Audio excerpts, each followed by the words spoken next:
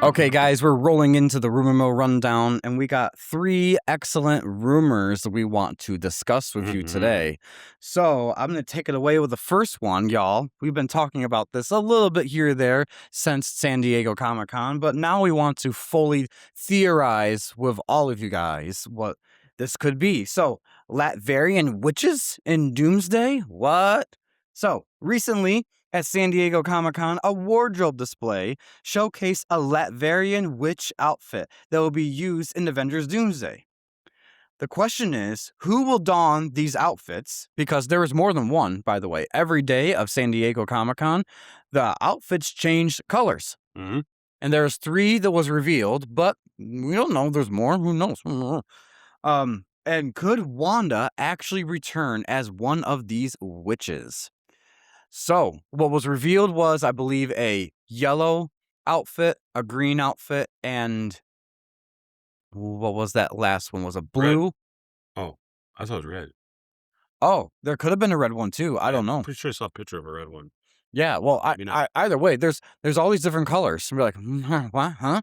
They didn't get the same person to just mass produce these. I guess they're all like, let's dye them different colors. So, who are these witches? I've never heard of Latverian witches in the comics, from my understanding, but I'm gonna have to do a little more deep dive because I've never heard of this. But I do know of a couple good witches in the MCU.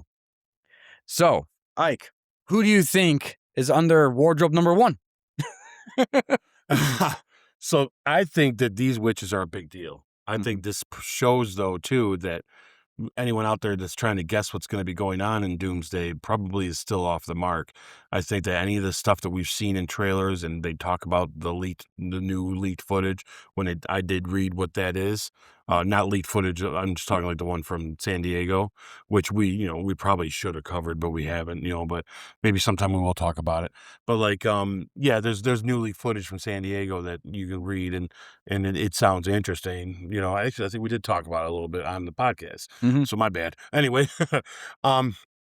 but yeah, but this whole thing with the witches, though, I think that there's a storyline in this, or other things that they're just not showing us at all. And it reminds me of Infinity War Mm. or no, it reminds me of Endgame.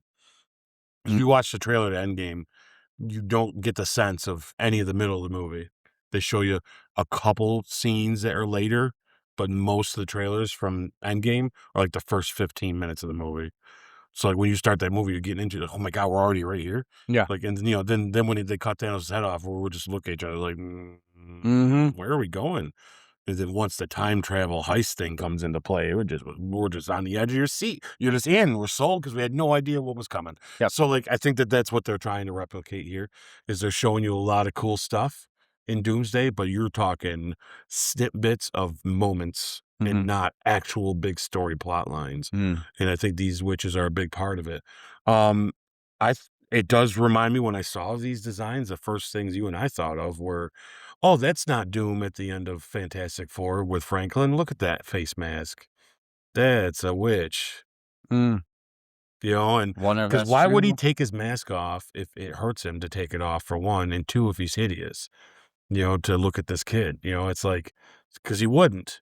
Probably. We're going to find out, because this isn't him anyway. This is whoever's in the green.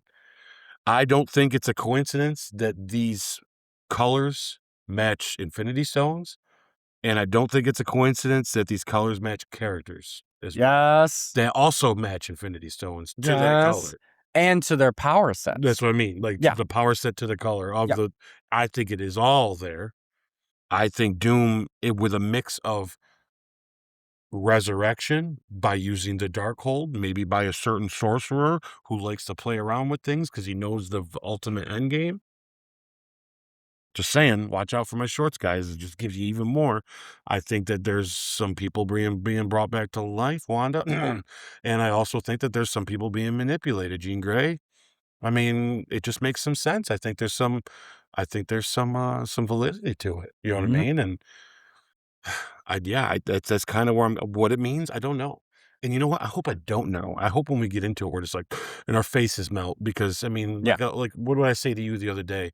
What would you do if we watch all of Doomsday and they never have Famik in there as Jean Grey, and we look at each other like, man, they really lost the ball on this. Mhm. And then at the end, you reveal that she's one of the witches.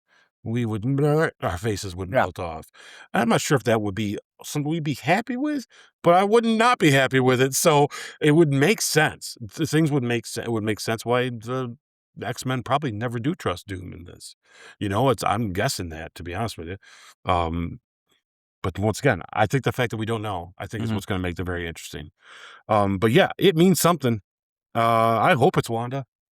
I Mhm. like that idea. Yeah. I like that he's going to be surrounded by these powerful people that can help him do what he's doing, and Well, to touch upon what you just said there, which I read this as a rumor online, and I'm like, you know what? This makes sense, which if not only makes sense, but this is a really cool rumor part of these Latverian witch things that to talk about. If he has witches that power set, like you said, and characters we know and colors that resemble the Infinity Stones, and he's remaking the universe. doesn't it He's using the Infinity Stones that we just reviewed in our Infinity War retrospective, that those were the existence of time when life came into existence. Boom. except for the TVA, I guess. Yeah. It was sorry. Well, forget about you. Yeah. All these stones came into existence. They all represented making reality. Well, making the universe. One is the reality stone, which is red, which is Wanda. What is her power? Warping reality. Yeah, Like literally. the Mind Stone, it's yellow. What's one of Jean Grey's favorite colors? It's yellow. What does she do? She's a telepath. Mhm. Like this doesn't take rocket science to figure out some of this stuff, and just putting these pieces together, if they're doing it this way, this will blow my mind. If they reveal all these, Doom walks up to all these witches and they say the deed is done, battle world is here, they all take off their masks, and you see Wanda, you see Charlize Theron, this Clea in the purple or blue, whatever, or no, not blue though, I think she is purple. You see Famke Jensen as Jean Grey, as uh, don't tell me she hasn't been brainwashed before. You've read the comics. She gets brainwashed, and then she becomes Dark Phoenix. So whatever. Um, you know, there's all these different characters that all represent what reality is like. Where's Captain Marvel? Oh, maybe she's brainwashed by Doom or a prisoner of Doom to be the Space Stone representation. Guys, there's a whole bunch. These are so cool ideas to think about. Mm-hmm.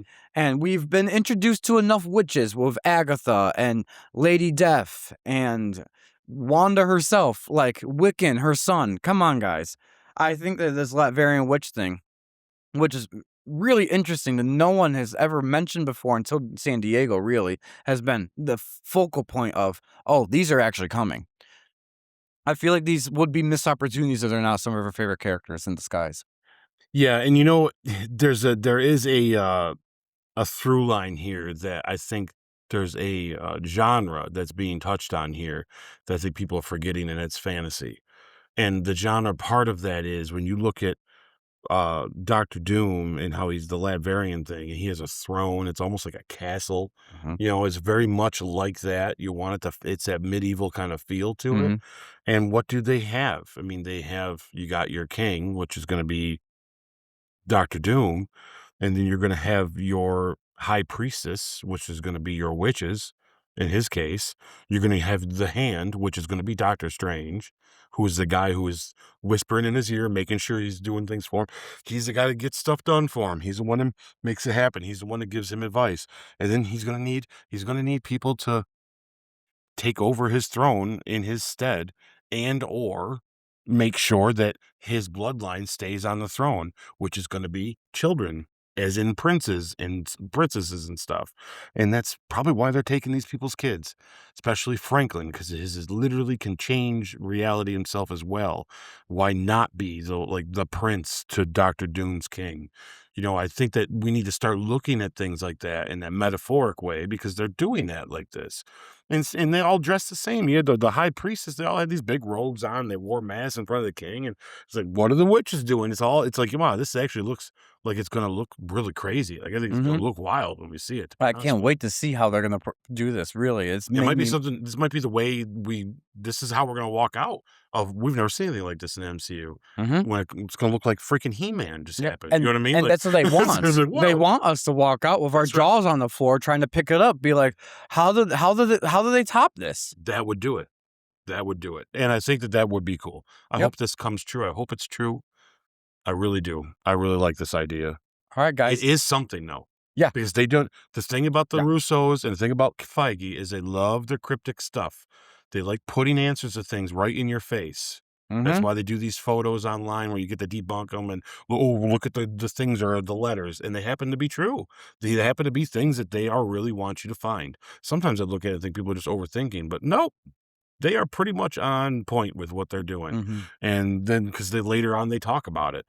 And I think that's no coincidence, guys. At one of the biggest Comic-Cons or the biggest in the world, probably, other than maybe over. I know, yeah, it's gotta be the biggest. It's the biggest in the world that they show these costumes and not once mention it on stage. Yep. Because it's something they want us to think about. And they purposely every day when these things are on display, they're changing the colors. Like, if that doesn't get you talking about it, that's what they wanted. I'm surprised the internet isn't buzzing more about it. I've heard a few here and there, but I can't believe some of these people aren't going, wait a second, don't you realize that they just did a marketing play in front of us that nobody's talking about? Yeah. It's mentioned. It's the question. You can find some people bringing this up, but I'm surprised some of the big pundits aren't going, whoa, we need to pay attention to this because that's something. Yeah, what is it with how many details? I wish I was there now because how many details do you think were in those little sets they were putting up that people just overlooked thinking it's, oh, look, this one's purple today. That's cool. Yeah, but let's look at the markings on the clothing. But why is it purple today? What's the words on the side of that? Oh, the glove on that one has a different symbol. I'd have been taking pictures of them just because we'd have caught on quick. But that's weird. That's weird. Yep. It'd have been like, let's take a lot of pictures. I don't remember this one yesterday. Oh, because it wasn't there. You imagine the secret to this whole thing could have been like on the armor of one of these witches and nobody was paying attention. That's just something these guys would do because it's there. It'd be cool. I'd give them props. Smart. Yeah. All right. What Can't do you wait to guys? see what it means. What do you guys think? Get the internet buzzing right now, guys. What do you think of these Latverian witches? Who do you think they are? Do you think they're kind of like our theories here that they may be representing Infinity Stones and helping Doom reshape the universe? Is Wanda one of them? Is Jean one of them? Let us know in the comments below. All right, Ike, what's our next topic? So our next topic, guys, some more X-Men casting stuff, okay? MCU X-Men casting rumors continue. This time, potentially eyeing Pennywise himself, Bill Skarsgard, to play Professor Charles Xavier. Thoughts? Please don't do this. Please don't do this. Thank you. That's all. I mean, I think he's a great actor. I don't like it. I think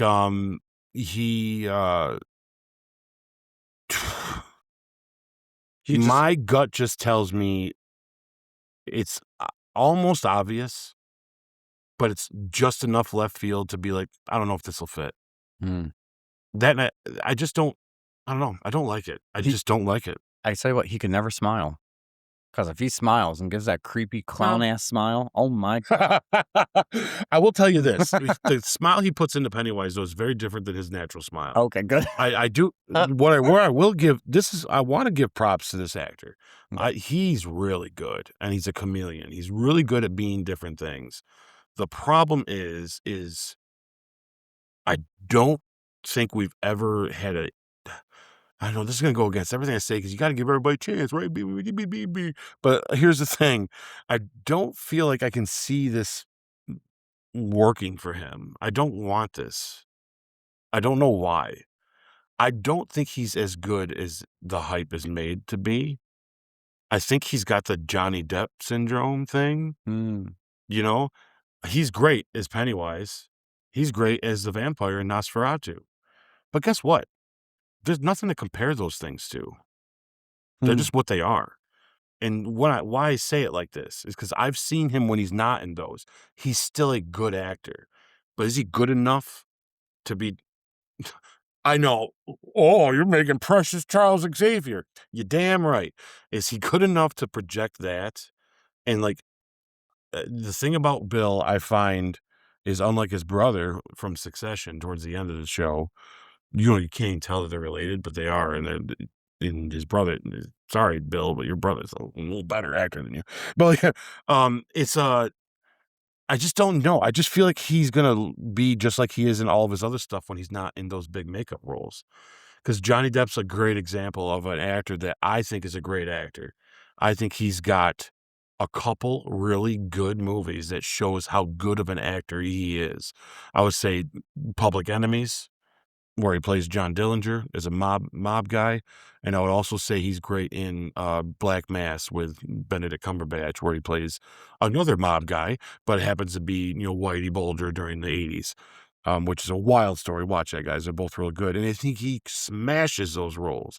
But when you get into Jack Sparrow, you get into Edward Scissorhands, you get into the Woods, you get into plays the rabbit guy. You know what I mean? Like in Alice in Wonderland, or all of these things that he's done. It's pretty much just like, we're gonna dress you up and you just go do your thing. Now, does that make a good actor? It makes an entertaining person, and he's good at it. But a better actor to me is, well, how are you in those things where we actually need you to be a guy? Like, those things don't have limits for him. Like, the directors put him in it because they know he'll do something unique and it'll be fun to that story, and that's what they got. They just let him go. When I see Johnny Depp and or Bill put into a role where this guy acts this way because of this and because of this and the nuance of this, and I'm going to tell you about his childhood, and no, you can't be like that. Oh no, he's not going to do this choice because this is why he wouldn't do that. That's where I see these actors not really pull it out all the way. Because when Johnny Depp plays just a regular guy, it usually isn't that good. And I feel the same way about Bill Skarsgard. I think he's awesome as Pennywise, but how do you mess it up? If you're scary and you bring that scariness into it, you got it. You can do any little quirky thing you want, and it's all into your head, and you got it. In fact, when you watch behind the scenes of that kind of stuff, it is, well, you just started dancing one day, so put that in the movie. Awesome. It's like, yeah, but who directed him to do that? Who sat and said, you need to do it this way? And of course, here's the argument, right? Didn't Heath do that with the Joker? Actually, that's not true. If you look at the behind the scenes thing, Heath come to him with the voice and come to him with ideas of the Joker. But when Christopher Nolan wanted him to say certain lines and where that character was going, that's what was going to happen. That's what he did. A lot of Heath's lines were scripted in the script as that character that way. Heath just brought that to life in a unique way. I'm not saying these guys don't have the other thing. I'm sure there's some scripted stuff. But like, I don't know. I just don't feel it. I just, you know what? And maybe it's just a bias of mine. I don't care for the casting. I just don't care for that idea. I don't think it fits. I look at trying to think of it. But you know what? Maybe he'll do it and it'll surprise me, but I don't know. I personally don't have a comment on this because I only know of him from Pennywise, and I know he's a method actor type thing. That's why he does these obscure looking roles and things like that. I honestly don't know. The only thing I know about the Skarsgård family is they are all fantastic actors. So they are all good. He is good. Yeah. Yep. But I don't know. I too, like you, would be a little picky for my Xavier and Magneto, the two front runners of the X-Men and mutants in general. Those two you have to nail. The trickles down to everyone else, type thing. But I don't have I don't have a comment on this casting. If they announce this is it, I'd be like, I just hope you do it justice. Look at James McAvoy and Patrick Stewart. Those are pretty big shoes you have to fill. And here's the thing. I think this is, if I were to just pin it right down real fast to my bias and why I have a trouble with this, is because I watch a lot of movies. And I think the one thing that was successful about Charles Xavier with Patrick Stewart and James McAvoy is Patrick Stewart is really good at being someone that if you can film him thinking and you know exactly what he's thinking about because of his face and the emoting that he does. And his is more subtle than most, but there is moments where you're like, oh, I see exactly what he's doing in his head right now. Mm. And McAvoy's the same way. McAvoy has a very good emotional face where you can see what he's thinking while he's either talking or in a moment of silence. I don't get that when I watch Bill. I think Bill's a good actor, but his emotional scenes are usually outward and not so much just his face. Mm. And I think that my Xavier, for me, the reason why I get emotional with the other two is because there's something a little more real behind the eyes. And I feel like Bill's going to make this feel like an actor doing a job Mm. and not someone embodying Xavier like the other two did. Mm. That's how I feel about it. Yeah. That's why I think Driver's a great idea for Magneto, because he emotes his face real well too. Mm. Adam, I think, can do some great stuff with just this part of his face right here, like his eyes and right here, basically, that will make it feel, oh, there's a person behind there in struggle. Which is some of the reason why I think Tom Hardy should be Apocalypse for his eyes. I mean, look how awesome he was as Bane. And 99% of what you got to feel from him, you had to see it through his eyes. Mhm. And it's fantastic. This guy, I don't think has that. Not without makeup on. Hmm. And unrecognizable. Hmm. And you can't do that with Charles. You know it's yeah. him. Mhm. That, and I think he looks weird bald. Maybe he I won't be mean, bald in the movie, though. But, yeah. you know. Well, that's and this is a compliment, so don't take this wrong, guys. I love That's the actor. I just that's don't a think he's hard not. time with white actors is getting a good-looking bald one. Black actors, if you're Black bald, actors nail you look good. Every black It's actor that's bald not looks good. fair. It's not fair. It's not fair. You're Name too one. handsome without hair. I dare you in the comments, name one black actor that's bald. You're like, man, you don't look good bald. Name one. There's none. There's none. They all look great. Yeah, that's a You compliment. make a white guy bald, and we're on a registry somewhere.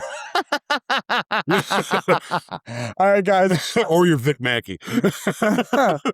Question is for you, not on the baldness. Yeah. But what do you think of Xavier being potentially cast by Bill Skarsgard? Are you in favor of this? Are you not in favor of this? And who would you pick if it's not him? Let us know in the comments below. All right, our last topic, guys, is Kevin Feige says there's no need to build up Doom. This is going to be interesting, talk. This is, I'll read to you in full context so y'all understand where this is coming from. And I'm going to give you my 2 cents real quick before we dive in. And I think Mr. Feige is missing the point. So, Kevin Feige told the Brandon Davis show after Marvel's San Diego Comic-Con panel that the Thanos buildup has been, quote, built up in people's heads over the years, end quote, referring to his brief appearances in the Avengers, where he's sitting on the chair, Avengers Age of Ultron, where he's pulling a gauntlet, Guardians of the Galaxy, where he's also sitting on a chair and yelling at Ronan through a video screen. He recalled that fans even made memes mocking Thanos for, quote, just sitting in the chair, end quote. And that Infinity War was designed as the true introduction. He says, quote, that's what we're doing with Doom. Doomsday is an introduction and the story of Doom. You peel the onion, you learn things about him as you go. It's very much meant for audiences who knew and love him from the comics and audiences who have no clue who he is, end quote. So, this is my thoughts on this. I'll try to make it brief, but why I said in the beginning, I think Mr. Feige is missing the point here. It's not just Doom himself. This is a great way for you, sir, to cover up you made a mistake and you're pivoting to Doom, and putting it on the fans for why are you thinking this way? Oh, wait a minute. In Infinity Saga, you made us think this way the whole time. But I get it. I see you're putting it on like a superficial front of when we actually see Thanos was these times. But the point is his presence was there. Infinity War is not just the story of Thanos. The movie is the story of Thanos. But also the movie is also a culmination of all of what we've seen up until that point of introducing the stones, introducing these characters, bringing them all together. So for Doomsday, you have 4 phases you're working from. You're bringing those characters in. You got that. But there has been no build up to Doom in the way there has been for Thanos. In that we didn't, like you said, I'm talking to you, Kevin.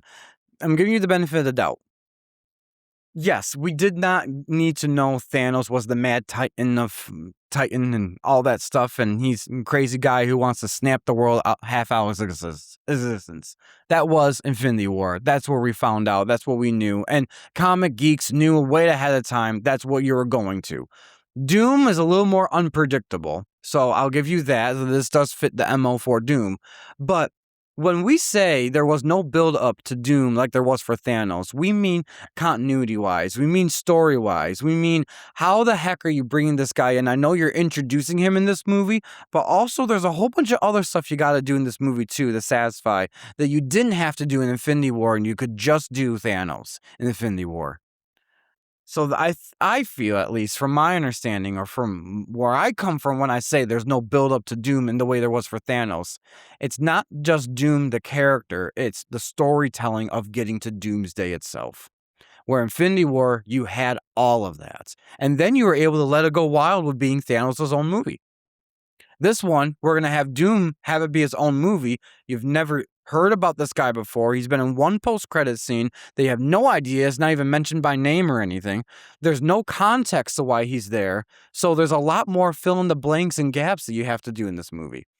So that's my end of rant to this whole question of it. And that's just my feelings. What do you think, Ike? I'm going to double down on that. He is sorely mistaken. I think this is PR. I think this is just, okay, we got to look good. So this is what we're going to say. I would say that the smoking gun in their bullcrap that he's saying is the fact that they literally had it called Avengers King Dynasty and then changed it to Doomsday. Don't forget, Kevin, you announced Avengers King Dynasty. Yeah, don't gaslight us, Kevin. We know what's going on. Don't pretend that you had to fix it midway, because you did. And we're fine with that. Yeah. We're fine with that. But don't tell us what to think of the other. And here's the thing. I think he's oversimplifying the build up to Thanos. Yes. He is correct. We only see him do a few things. It was funny to pick on it because we have a fan base that's, even though they're picking on it, Kevin, doesn't mean they don't like it. They're just having fun with it. Yeah, because they knew it was coming and they wanted it to come, but we are going to have fun with it because, that's the internet, man. People are wild. And your fans are going to say stupid stuff. We're going to bust each other's balls, so to say. But the thing you're forgetting is the build-up to Thanos was more than just seeing and knowing Thanos, right? Yeah. The build-up to Thanos was also Tony going into space and seeing what's coming. And his entire character arc from then into the end was facing this thing that was going to be the end, which is freaking Thanos, okay? That's why when he sees the Vision in Avengers 2, we see no Thanos there, but is it a coincidence that we see the shield broken in half and people are almost dead? Because guess what? That's what Thanos does when he shows up. Everything that happens to these characters and who they are and what they're meant to be, we don't trade lives. All this story of where they ended up before we got to Infinity War has a lot to do with Thanos. And it's like, so when you go into Infinity War, when they start talking about Thanos, it's the weight of it is there already, and you don't need to sell the weight. It's not Dr. Doom that's the problem here. You're correct in saying that we're going to show all Dr. Doom stuff in that movie anyway, just like we did Thanos. Yeah. 100%. But the weight of Dr. Doom coming is something that you can't show in one movie. Yep. Yes. And the weight of what Thanos has over these characters, whether they see them or not, the fact that Gamora is who she is at all in all of the Guardians of the Galaxy movies up until we do this Thanos stuff is a big deal about what it means to be the daughter of Thanos, who just so happens to be the guy that's coming, because you promised us that in the Avengers movie.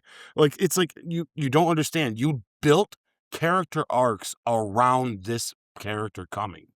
Then you did give us all of the stuff we need to know about him in his own movie. And we're going to get that with Doom, but we don't get any of this buildup of why it means something. Why is he this bad? Why is Thor saying what he's saying? There's no meaning to it. The scariness of Tony's fear, the thing that as soon as Bruce says he's coming, Tony's like, this is it. This is what was coming. Yeah. This is it. Yeah. As soon as Bruce says New York, you're like, oh my gosh. Yeah. It's a whole decade of stuff we've all watched and That's right. experienced, and it's coming to a head now. Yep. We don't That's get why that he with makes Doom. his decision in the spaceship to keep going to Titan instead of turning around. Because he thinks maybe we should do the opposite of what he thinks we're going to do and beat him on his own turf. Yeah. And he's only doing that because he doesn't want to bring him to Earth because he saw what's going to come. So, Kevin, He's trying to avoid the thing that he was fearing the most. And it's like, that is so deep and works so well that you don't have with Doom. You don't have that. Yeah. You have to do all of that in one movie. Yeah. And that's a lot, man. Like, that's a lot. Yeah, Kevin, give fans the win on this. Yeah, I mean, at least admit that, this is going to be a rocky start, but I trust these guys to do a good job. It's fine. It's like, hey, trust us. We will give the justice to Doom. Because I do trust you there. Yeah. I trust it's going to be great. I trust we're going to see the weight. But don't pretend that there was no buildup to Thanos. Yes. That's bullcrap. Because there's buildup in story throughout several movies. 100%. Yes. The fact that the Infinity Stones are in all the movies alone is build up to what Thanos does with them.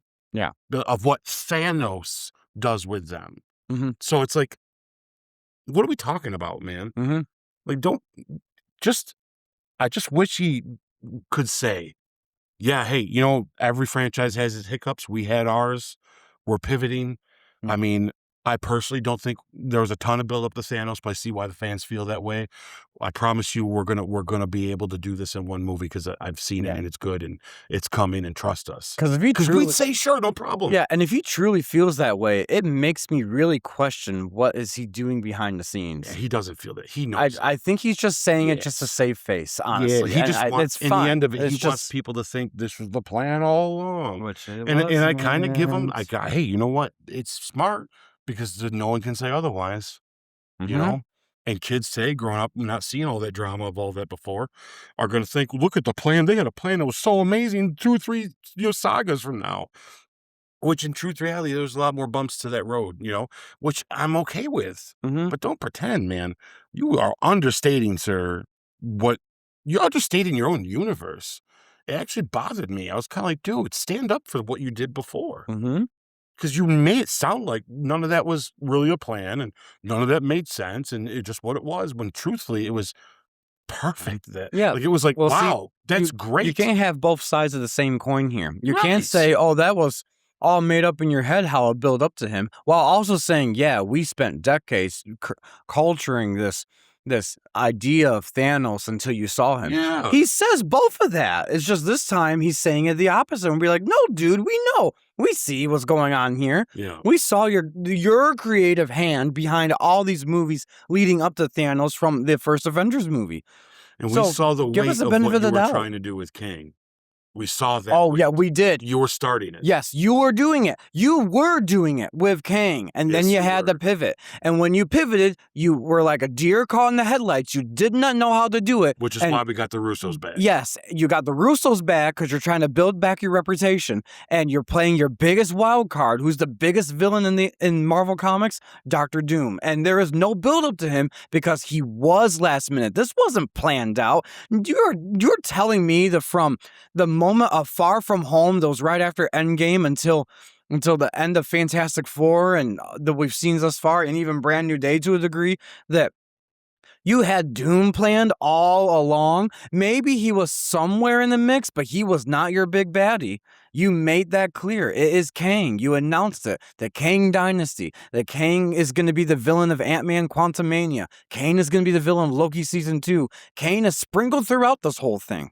You were doing the build-up for him. And then it had to stop because of personal things and because of how bad Quantumania was. You literally can't even go into the realm of the quantum realm right now because you want to stay as far away from where Kane came from.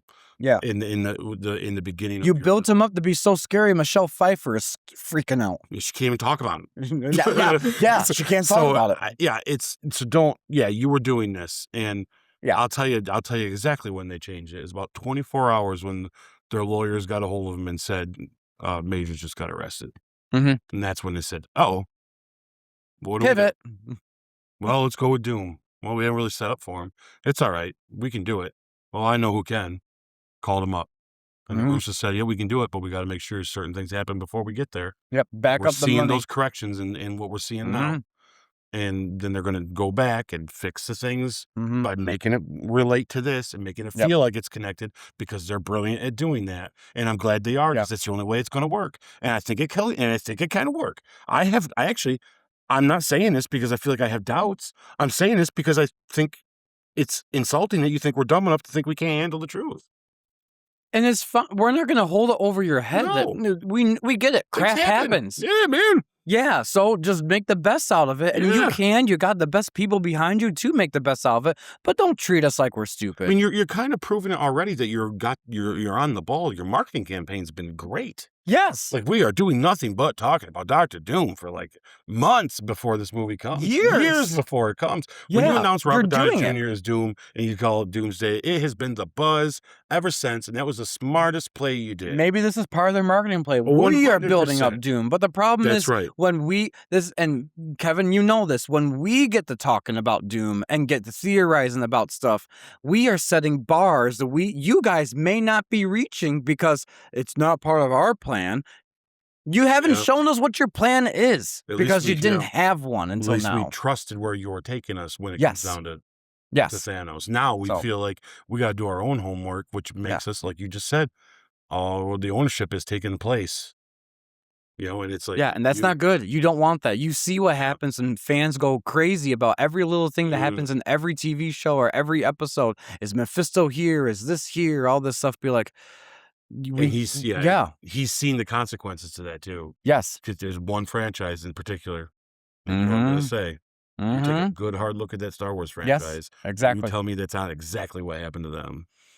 Yep. Just we're not prepared, in the fans showing you that you need to be. Yep. All right. Whether I agree with them or not, that's exactly what happened to them.